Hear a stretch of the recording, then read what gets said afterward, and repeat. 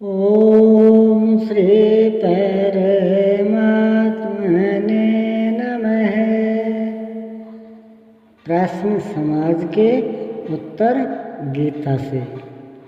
प्रश्न 18। परमात्मा ही सत्य है, तब देव पूजा क्या है? उत्तर।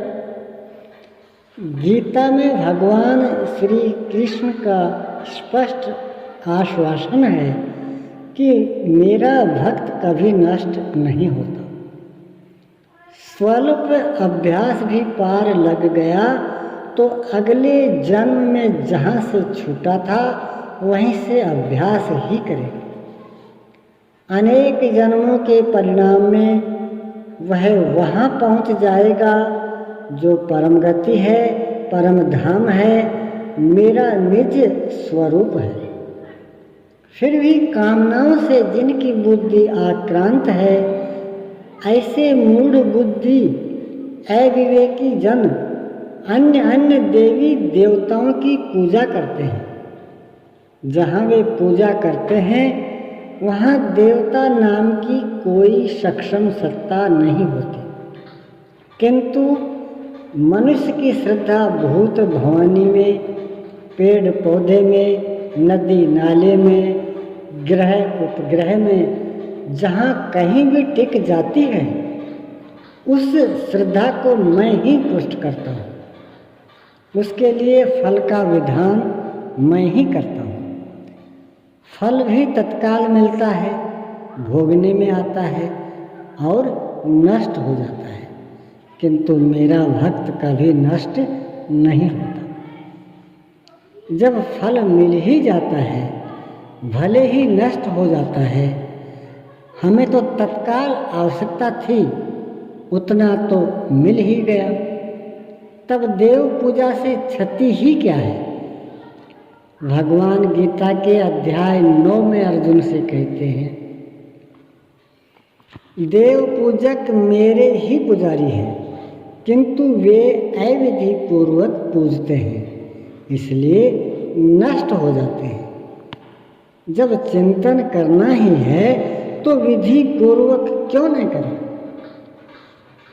देव पूजक को यह भान हो जाए कि जिसकी मैं पूजा करता हूँ वह कमज़ोर है, तो वह पूजा छोड़ देगा। अपनी समझ से तो वह सर्वशक्तिमान, सर्वत्र व्याप्त ज्योतिर्मय सत्ता की तलाश में है।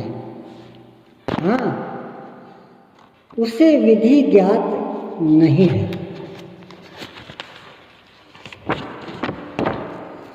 पुरुष श्रद्धा का पुतला है, कहीं न कहीं उसकी श्रद्धा होगी ही। उसे जिसने जिधर उंगली घुमा दी उधर ही वह घूम जाता है। वह अनजाने में मेरा ही पुजारी है, मुझे ही ढूंढ रहा है। वह कण कण में व्याप्त सर्वशक्तिमान प्रभु परमात्मा को ही ढूंढ रहा है। हाँ, वह पूजन अविधि पूर्वक है, इसलिए नष्ट हो जाता है। परमात्मा को विदित करने की विधि गीता है। भगवान ने कहा, अर्जुन, हम दोनों के इस संवाद को भूले भटके भक्त लोगों में जो कहेगा, उसके समान मेरा प्रिय कार्य करने वाला दुनिया में और कोई नहीं होगा। जो इसका श्रवण कर लेगा उसके द्वारा मैं भली प्रकार पूजित हो जाऊंगा, वह मुझे प्राप्त करेगा। और जो केवल कानों से सुन भर लेगा वह भी उत्तम लोकों को प्राप्त होगा।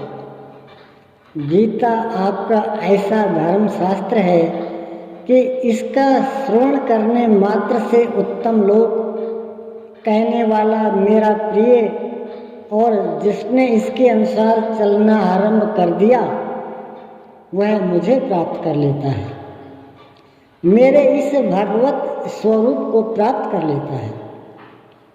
प्राप्ति की संपूर्ण विधि गीता ही है। यह शास्त्र विधिमुत्सृज्य वर्तते कामकारतः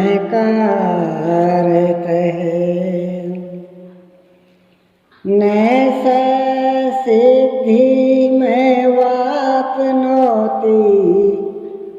न सुखं न परां गतिम्। इस शास्त्र विधि को त्याग कर अन्य विधियों से जो भजते हैं उनके जीवन में न सुख है, न सिद्धि है और न परम गति ही है। वे सबसे वंचित हो जाते हैं, कुछ नहीं पाते, उनका समर्पण व्यर्थ चला जाता है। तस्मात् शास्त्रं प्रमाणं ते कार्याकार्ये व्यवस्थितौ ज्ञात्वा शास्त्रे विधानोक्तं कर्म कर्तुमिहार्हसि।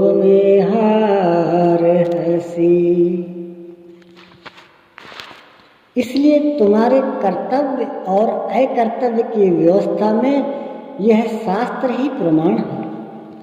गीता भले प्रकार समझकर आचरण कर तो मुझ में निवास करेगा। वह देव पूजक साधक को साधना की सही विधि नहीं मिली है। वह इतना गया बीता नहीं है कि उसे समाप्त कर दिया जाए। वह केवल भूला हुआ है। आवश्यकता उसके मार्गदर्शन की है।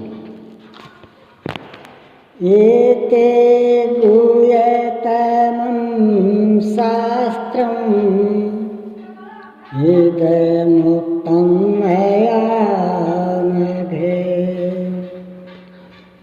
एतद् बुद्ध्वा बुद्धिमान् स्यात् कृतकृत्यश्च भारत। अर्जुन, यह गोपनीय से भी अति गोपनीय धर्मशास्त्र मेरे द्वारा कहा गया। इसे जानकर तू समग्र अनुभूति, कैवल्य ज्ञान और परम श्रेय को प्राप्त कर लेगा। शास्त्र के नाम पर भटक कर अन्य कुछ ढूंढने न लग जाए। गीता अपने आप में संपूर्ण शास्त्र है। यह अपौरुषेय वाणी है। मनुष्य के प्रादुर्भाव से पहले ही गीता का आविर्भाव है। यह परमात्मा का सीधा प्रसारण है। ओम श्री सद्गुरुदेव भगवान की जय।